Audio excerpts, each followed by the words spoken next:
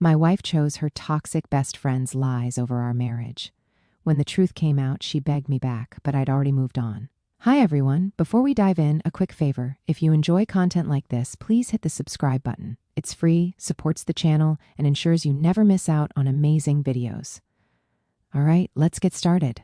So, I'm 35, living in Denver, and I just finalized my divorce from my wife, Emma. We were together for 6 years, married for 2. Looking back, I feel like I should have seen this train wreck coming. Honestly, the warning signs were there from the start, but I kept ignoring them because, well, I loved her, or at least I thought I did. The cracks in our relationship had a name, Stacy, Emma's best friend. Have you ever met someone and immediately known their bad news? That was Stacy. She was loud, self-centered, and always had to be the center of attention. From the first time I met her, I felt like she was sizing me up, like she was looking for something to hold against me. But Emma was blind to it. She saw Stacy as her ride or die from college, someone who'd been there through thick and thin. I thought, fine, I'll tolerate her because she's important to Emma. But man, Stacy knew how to push buttons. Things really started going downhill during our wedding planning.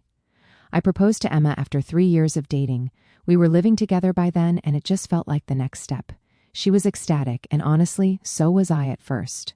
Then Stacy started sticking her nose in. It started small. She didn't like our color scheme and said it was too basic. I let that slide because who cares what colors we picked? Then she made a fuss about the catering, saying we needed vegan options because half the guests would probably prefer that. There were maybe 2 vegans total. And then she ended up demanding that she walk down the aisle in a special moment ahead of the bridesmaids. Yeah, you read that right. Stacy wanted her own walk down the aisle. Her reasoning? I've been there through every one of Emma's breakups, every hard moment in her life. This day is about celebrating the people who stood by her, not just the marriage. I thought it was a joke at first. Like, who seriously asks for that? But Emma just kind of nodded along. I could see her caving in real time. I tried to step in. I told Emma, look, this is our wedding, not a stage for Stacy to perform on. Your sister's already your maid of honor, and that's enough. Emma got defensive, saying I was making a big deal out of nothing. Stacy, meanwhile, acted like I'd personally insulted her entire existence. Wow, she said, I didn't realize your fiancé was so controlling. That stung, but instead of standing up for me, Emma folded. It's just one little thing, she told me later. If it makes her happy, what's the harm? So, Stacy got her grand entrance. She strutted down the aisle like it was her wedding. I could feel my parents' side-eye from the front row, but I just gritted my teeth and smiled for the photos. I figured once we were married, this kind of nonsense would stop. Stacy wouldn't have as much say in our lives. Big mistake. Huge. After the wedding, Stacy didn't just fade into the background like I'd hoped. If anything, she became even more involved in our lives. Emma and I would be talking about weekend plans, and Stacy's name would pop up like clockwork. Oh, I already told Stacy she could join us, Emma would say, or Stacy thinks we should check out this restaurant instead. It was like we couldn't make a single decision without her input. I tried to bring it up to Emma gently at first. I told her, I like that you have a close friend, but I feel like Stacy's a little too involved in our lives. Can we set some boundaries? Emma got defensive again. She's my best friend, she said. I can't just shut her out. You don't understand how much she's done for me. Maybe I didn't understand. I wasn't there for the college years or the breakups or whatever, but what I did understand was that Stacy didn't respect me or our marriage, and Emma was too wrapped up in their friendship to see it. I wanted to believe that Stacy wasn't intentionally trying to undermine me. Maybe she was just one of those people who didn't know how to take a step back, but deep down, I think I knew better. Stacy didn't like me, plain and simple, and the more she inserted herself into our lives, the more obvious it became. I don't know why I didn't put my foot down earlier. Maybe I thought it wasn't worth the fight, or maybe I didn't want to risk pushing Emma away. But that was my mistake. By staying quiet, I let Stacy feel like she had the right to interfere in our marriage. And by the time I realized how deep her claws were, it was too late. About a year into our marriage, Emma and I had finally settled into a routine: work, date nights, binging TV shows on weekends. Things weren't perfect, but they were good, peaceful even. That was until Stacy showed up at our doorstep, sobbing like her entire world had fallen apart. It was a Friday evening. Emma and I were planning to make tacos and maybe watch a movie. I was halfway through chopping onions when the doorbell rang. Emma went to get it, and within seconds, I heard Stacy's wailing. I poked my head around the corner, and there she was, clinging to Emma like a shipwreck survivor. She had a duffel bag slung over her shoulder and mascara running down her face. "He left me," Stacy cried. I can't do this alone. Emma led her inside, shooting me a look that said, "We'll talk later." I stood there, knife in hand, feeling like I just walked into the middle of a nightmare. Stacy plopped onto our couch, rambling about how her boyfriend of 2 years had dumped her out of nowhere. Emma sat next to her, holding her hand, nodding along sympathetically. I stayed in the kitchen, trying to focus on the tacos, but as Stacy's dramatic retelling went on, I couldn't help overhearing. Apparently, her boyfriend, Jake, had completely blindsided her, breaking up with her over text because he felt they weren't compatible. Stacy, of course, insisted that she'd been the perfect girlfriend and that Jake was just an emotionally unavailable jerk. "Do you have anywhere to stay tonight?" Emma asked her gently. Stacy sniffled, her eyes darting toward me in the kitchen before answering. "No, I can't go home to my parents. They'll just say, 'I told you so.' And all my other friends are busy. I didn't know where else to go." I could see where this was headed, and I wasn't happy about it. Sure enough, Emma turned to me. "Would it be okay if Stacy stayed here for a few days just until she gets back on her feet?" What was I supposed to say? No, your best friend can't stay here even though she's clearly a mess? So, I nodded, forcing a smile. Yeah, of course. At first, I tried to be patient. Stacy was heartbroken. I get it. Breakups suck. The first couple of days, I stayed out of her way, letting Emma handle her. But by the end of the week, it became clear that a few days was turning into who knows how long. Stacy wasn't just staying with us, she was taking over. The guest room, which Emma and I had carefully kept neat and organized, became a disaster zone. Clothes were everywhere, on the floor, on the bed, draped over the chair. Empty coffee cups and takeout containers piled up on the nightstand. It was like a teenager's room after a bad breakup. Except Stacy was 34. She practically lived in the living room, binge-watching reality shows at full volume and hogging the couch. Twice, I came home from work to find her sprawled out in her pajamas, eating snacks out of a family-sized chip bag while watching some dating show. She didn't even glance up when I walked in, just muttered, "Hey," between bites. The kitchen wasn't safe either. Stacy wasn't much of a cook, but that didn't stop her from using our pots and pans like she was auditioning for a cooking show. The problem was, she never cleaned up after herself. I'd wake across the patio. Stacy was sitting on the grass with a pile of random wooden scraps, painting them bright neon colors. "What's this?" I asked, gesturing to the mess. She looked up, unbothered. "Oh, it's for my therapy. My counselor suggested doing something creative to process my emotions." I blinked at her. "You went through my tools without asking?" She shrugged. "I didn't think you'd mind." I was done. I walked back inside and found Emma in the kitchen. "She has to go," I said firmly. "I'm not asking anymore." Emma looked at me, surprised by my tone. "What happened?" "She's treating this house like her personal playground." "I'm done with it, Emma. I've been patient, but this isn't working. She needs to leave." Emma sighed, rubbing her temples. "Okay, I'll talk to her again." This time, I didn't leave it up to Emma. I sat down with both of them and laid it out. "Stacy, we've done our best to support you through this, but it's been a month. This isn't sustainable for us. You need to start looking for another place to stay." Stacy didn't take it well. She accused me of being heartless, of not understanding what she was going through. "You're kicking me out when I'm at my lowest," she said, glaring at me. "Wow, what a great friend you are." I didn't let her guilt trip me. "I'm not kicking you out today, but you need to find somewhere else. We've given you plenty of time." Emma looked torn, but for once, she didn't side with Stacy. Within a week, Stacy was gone. She left in a huff, muttering something about how I'd always been controlling and how Emma deserved better. As she drove off, I felt a weight lift off my shoulders. For the first time in weeks, our house felt like ours again.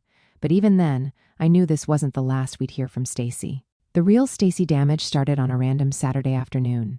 Emma had gone out for her usual brunch with Stacy. I wasn't exactly thrilled about it, but I'd stopped commenting on their meetups months ago. What was the point? Stacy was going to be a part of Emma's life no matter what I said. I stayed home, figuring I'd use the quiet to catch up on errands. Nothing exciting, just groceries, laundry, and a bit of yard work. By the time Emma got back, I was in the kitchen unloading the groceries. I greeted her like I always did, but something felt off. She barely said dear, word, just mumbled a hey and went straight to the bedroom. I stood there for a second, holding a bag of apples, trying to figure out if I'd done something to piss her off. Maybe she was just tired. I shrugged it off and went back to putting things away.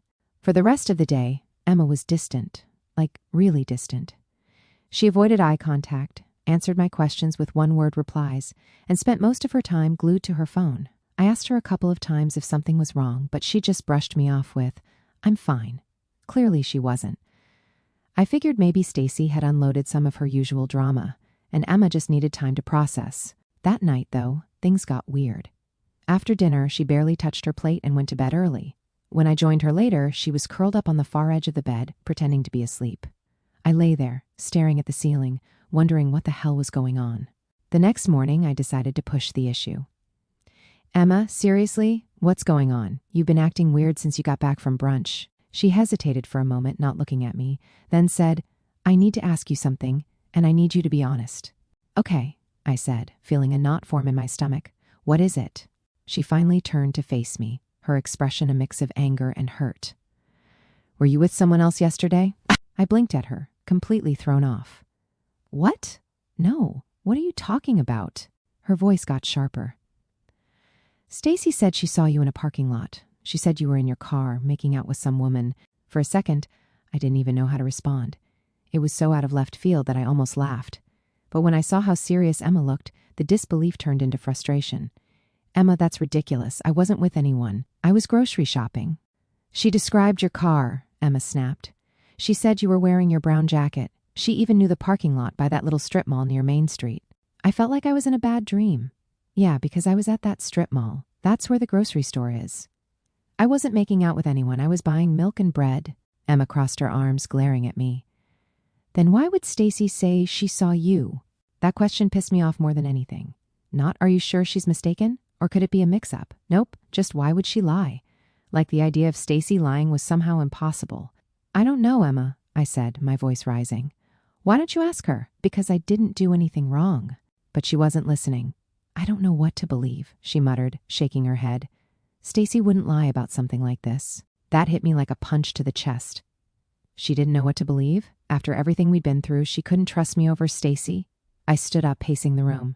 "You've known me for 6 years. Do you really think I'd cheat on you? And in a parking lot, of all places? Does that even sound like me?" Emma didn't answer. She just sat there, staring at her hands. "I need time to think," she finally said, her voice barely above a whisper.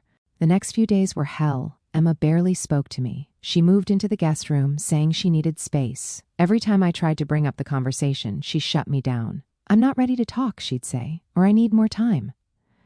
Meanwhile, I was walking around in a fog of anger and disbelief. I couldn't stop thinking about Stacy. This was exactly the kind of chaos she thrived on. But what I couldn't wrap my head around was why. Why go to such extremes? Why lie about something so serious? Did she really hate me that much? At the same time, I couldn't ignore the bigger issue, Emma's reaction.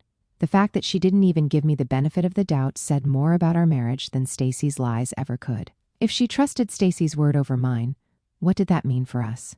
A week later, Emma packed a bag and left. She didn't even tell me where she was going, just said she needed time to figure things out. I didn't fight her on it. At that point, I was too exhausted to argue. The next morning, I got a text from her. "I think it's best if we separate for now. I'll have my lawyer send over the paperwork." That was it. No discussion, no attempt to work things out, just a text and a lawyer. It was like our entire marriage had been swept aside because of one ridiculous story. I didn't even know how to process it. One part of me wanted to fight, to prove my innocence, to make Emma see reason. But another part of me was just done. If she was willing to throw everything away so easily, maybe I didn't want to save this marriage after all. In the weeks that followed, things got worse. Word spread about our separation, and Stacy made sure everyone knew her version of events. Mutual friends started acting weird around me, avoiding eye contact or making vague comments about working on myself. Even my own family started asking awkward questions like, "Is there any truth to what they're saying?" It felt like I was living in a nightmare. Everywhere I turned, there was another reminder of how quickly people could turn on you. And through it all, Emma stayed silent. No calls, no texts, no attempts to reach out. Just radio silence. At first, I was angry, angrier than I'd ever been in my life. But as the days turned into weeks, that anger started to fade. In its place was something colder, harder. If Emma didn't trust me enough to even have a conversation, then maybe I didn't need her in my life. I wasn't going to beg for someone who didn't believe in me. Let her have her time to think. Let her stay under Stacy's thumb. I was done fighting for a marriage where I was always second place to her so-called best friend.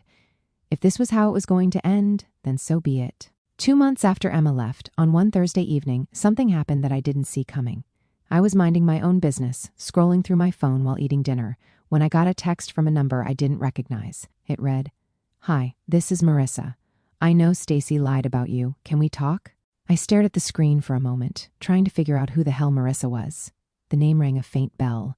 Something about a party Stacy and Emma dragged me to a couple of years ago. But why was she messaging me now? My first instinct was to ignore it, but something about the way she phrased it, "I know Stacy lied about you," made me curious. I replied, "What do you mean? What lie?" Her response came almost instantly, about the cheating. Stacy admitted she made it up. "I think you need to see the proof." The next day, I met Marissa at a small coffee shop downtown. She was already there when I arrived, sitting at a table near the window and fidgeting with her phone. I sat down across from her, feeling a mix of curiosity and dread. "Thanks for meeting me," she said nervously. "I wasn't sure if you'd even want to talk." "Yeah, well, here I am," I said. "What's this about Stacy lying?" She pulled out her phone and opened a text conversation. "I've been friends with Stacy for a long time, but after this, I can't keep quiet anymore. You need to know what really happened." She handed me the phone, and I started reading. The messages between her and Stacy were jaw-dropping. "Stacy, OMG, Emma finally left him. She actually believed me. LOL. Marissa, what are you talking about? Stacy, I told her I saw him making out with some rando in his car. You should have seen her face. Priceless. Marissa, wait, are you serious? Why would you do that? Stacy, because he's a controlling jerk and she's too dumb to see it. I had to help her." I kept scrolling, my hands trembling with anger. It got worse. "Stacy, it's not like their marriage was going to last anyway. Emma's so gullible she'll believe anything I tell her." "Marissa, this is messed up, Stacy. Stacy, whatever. She's better off without him. And now I don't have to hear about her perfect marriage anymore." I couldn't read any further. I handed the phone back to Marissa, my jaw clenched so hard it hurt. "She really said all that?" I asked, my voice barely above a whisper. Marissa nodded, looking genuinely upset. "Yeah." She bragged about it like it was some kind of accomplishment. I didn't believe it at first, but when she started mocking Emma for being too naive, I realized how twisted it was. I sat there, trying to process what I'd just seen. Stacy hadn't just lied. She'd actively sabotaged my marriage and made fun of Emma in the process. She'd manipulated her best friend for no other reason than sheer entitlement and spite. "Why are you telling me this now?" I asked finally. "Why not earlier?" Marissa looked down at her coffee. "I don't know. I guess I was scared. Stacy can be intense, but I couldn't keep quiet anymore. It's not fair to you, and it's not fair to Emma."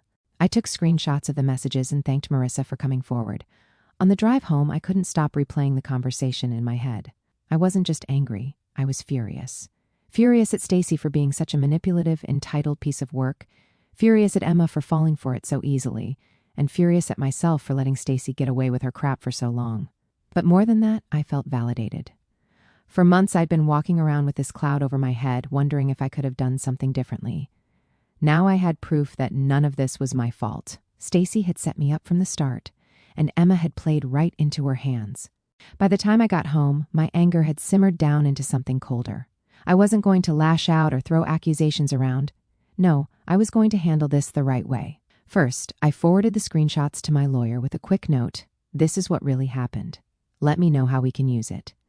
Then I sat down and stared at my phone, debating whether to text Emma. Part of me didn't want to. What was the point? She'd already shown where her loyalty lay. But another part of me felt like she deserved to know the truth, even if it wouldn't change anything. After a few minutes, I typed out a message, "We need to talk. It's important." Her reply came quicker than I expected. "What do you want?" I kept it short. "I have proof that Stacy lied. Can we meet? You need to see this." There was a long pause before she replied, "Fine, tomorrow afternoon." "Where?" I suggested a park near her new apartment. She agreed, and that was that. I didn't want to win her back. I wasn't interested in that anymore. But I needed her to know the truth, if only to clear my name. Plus, part of me wanted to just shove the screenshots in Emma's face and let her deal with it, but I knew I needed to keep my cool. The last thing I wanted was for her to think I was being dramatic or emotional about this. When Emma finally arrived, she looked hesitant, almost nervous.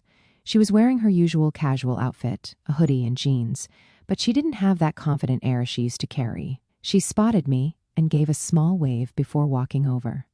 "What's this about?" she asked, her arms crossed defensively. I didn't waste any time.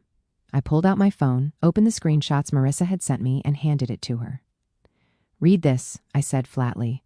Emma looked at me confused, but took the phone and started scrolling. At first, her expression was neutral, but as she read, her face changed. Her eyes widened, her mouth fell open, and by the time she reached the last message, she looked pale. She handed the phone back to me with shaking hands. She lied, she whispered, almost to herself. Yeah, I said, trying to keep my voice steady. She lied about everything. She made up the story about me cheating just to break us up, and apparently she thought it was hilarious. Emma sat down on the bench next to me, staring at the ground. I didn't know, she said softly. I didn't think she'd ever... You didn't think she'd ever lie to you? I interrupted, my voice sharper than I intended. That's the problem, Emma. You didn't think. You didn't even stop to question it. You just believed her and threw me under the bus. She flinched at my words but didn't say anything. Do you know how humiliating it's been? I continued. My friends, my family, hell, even my coworkers started looking at me like I was some kind of dirtbag. All because you couldn't take 2 seconds to ask me what really happened. Tears started welling up in her eyes. I thought I was doing the right thing, she said. Stacy's been my best friend for years. I trusted her. Yeah, well, that trust just cost you your marriage, I said bluntly. Emma looked up at me, tears streaming down her face. I'm so sorry, she said, her voice cracking. I didn't know. I swear I didn't know. That's the problem, Emma, I said, my tone softening but still firm. You didn't know because you didn't even give me a chance. You trusted her more than you trusted me, and that says a lot about how you saw this relationship. We sat there in silence for a few minutes, the weight of everything hanging in the air. Finally, Emma spoke again. I'll cut her off, she said quietly. I'll never talk to her again. We can fix this. We can go to counseling, figure things out. I'll do whatever it takes. I sighed, running a hand through my hair. Part of me wanted to believe her, but the truth was the damage had already been done. She'd chosen Stacy over me without a second thought. I don't think we can fix this, I said finally. It's not just about what Stacy did. It's about how easily you believed her, how little trust you had in me. That's not something we can just work through. Emma started crying harder. I was stupid, she said between sobs. I should have talked to you. I should have trusted you. Please, just give me one more chance. I shook my head. I'm sorry, Emma, but I can't. This isn't just about forgiveness, it's about trust, and once that's gone, it's almost impossible to get back. She kept crying, and for a moment, I almost felt bad for her. Almost. But then I remembered all the nights I spent alone, wondering what I could have done differently. All the friends who ghosted me because they believed Stacy's lies. All the times I questioned my own worth because of how easily Emma discarded me. And just like that, my sympathy disappeared. I think it's best if we both move on, I said, standing up. I wish things could have been different, but this is where we are now. Emma didn't try to stop me. She just sat there, crying into her hands as I walked away. I didn't look back. For the first time in months, I felt like I was finally in control of my life again. Later that night, Emma sent me a long text, apologizing again and begging me to reconsider. I didn't respond. There was nothing left to say. Stacy's lie might have been the catalyst, but Emma's lack of trust was the real reason our marriage fell apart. And at this point, I wasn't interested in trying to fix something that had already been broken beyond repair. Instead, I forwarded the screenshots to a few of the mutual friends who'd ghosted me. I didn't add any commentary, I just let the texts speak for themselves. Within hours, my phone started blowing up with apologies and messages of support. Wow, I can't believe Stacy would do that, one friend wrote. I'm so sorry for doubting you. Another said, you didn't deserve this. Let me know if there's anything I can do. It was nice to have some validation, but I wasn't interested in rekindling those friendships. If they'd been so quick to believe the worst about me, they weren't people I wanted in my life anymore. As for Stacy, I didn't bother confronting her. What would be the point? She'd already shown who she was, and I wasn't about to give her the satisfaction of knowing how much damage she'd caused. A few days after that, I started hearing things from mutual friends, even though I'd cut most of them off. A couple still felt the need to keep me updated, probably out of guilt for siding with Stacy in the first place. One friend, Sarah, called me up and said, "You're not going to believe this, but Stacy's basically been blacklisted from our group." Apparently, once word got out about what she'd done, everyone started distancing themselves from her. Marissa had shared the screenshots with a few other people, and from there, the story spread like wildfire. Stacy tried to defend herself, saying she was just looking out for Emma and that I was controlling and toxic, but no one was buying it anymore. "She's completely spiraling," Sarah said, laughing. "She's been posting these long rants on social media about how everyone's turned against her and how she's the real victim." Curious, I checked Stacy's profiles for myself, using an incognito account, of course. Sure enough, There were multiple posts about how fake friends had abandoned her and how she'd only tried to help. One post even said, "I guess people can't handle the truth. I stood up for Emma when no one else would, and now I'm the bad guy. Pathetic." The comments weren't exactly sympathetic. Most people were calling her out, saying things like, "You didn't help anyone, you ruined a marriage, and this is what happens when you manipulate people." One person straight up wrote, "Maybe take a good hard look at yourself before blaming everyone else." It was satisfying to see her finally get what was coming to her. Meanwhile, Emma's life wasn't looking much better. She moved back in with her parents after everything went down, and from what I heard, things were tense. Her mom, who had always been a bit of a skeptic when it came to Stacy, was livid when she found out the truth. A mutual friend told me about a particularly heated argument Emma had with her mom. Apparently, her mom said, "You threw away a good man for a liar. How could you be so stupid?" Harsh, but honestly, she wasn't wrong. Emma was struggling to rebuild her life, but it wasn't going well. Her attempts to reconnect with some of our old friends were met with mixed reactions. While a few people were willing to forgive her, most weren't. They'd seen how easily she'd turned on me, and they didn't want to risk being in the same position. "She looks miserable," Sarah told me during one of our rare conversations, like she's trying to put on a brave face, but it's obvious she regrets everything. A few weeks later, Stacy lost her job. Marissa, who still worked with her, sent me a quick message. "Just thought you'd want to know, Stacy got fired today." Turns out, Stacy's reputation had started catching up with her at work. People found out about what she'd done, and her coworkers started avoiding her. She'd always been the type to stir up drama in the office, but after this, no one wanted to deal with her anymore. Eventually, her boss caught wind of the tension and let her go, citing interpersonal issues as the reason.